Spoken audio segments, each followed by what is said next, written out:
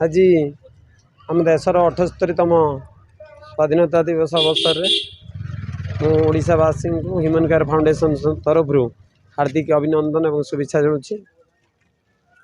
आज human care foundation तरफ station बाजार रे पताका उत्तोलन कराले। मुख्य अतिथि भाव सिमुला थानार आईएएस मैडम जोग देते। ह्यूमन केयर फाउंडेशन समस्त सदस्य माने सहयोग कर मुझे धन्यवाद जनाऊँ।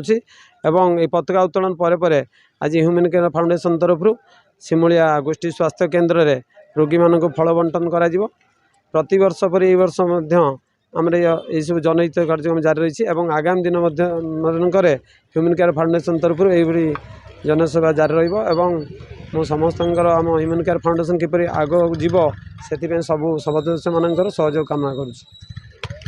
ह्यूमन केयर फाउंडेशन कोषाध्यक्ष प्रत्येक वर्ष पर यह वर्ष आमर अगस्ट 15 स्टेशन बाजार निकट में अनुष्ठित होता है। योगदान आईएएस मैडम सिमुलिया थाना आईएएस मैडम योगदान करते। अगस्ट 15 पताका उत्तोलन पर सबु वर्ष भरी समाज सेवा कार्यक्रम रही। आम मेडिकल रोकवा रोगी मान पाखक जावा भेटा भेटिला किसी सुखिला खाद्य फलमूल बंटन कर आसो। धन्यवाद।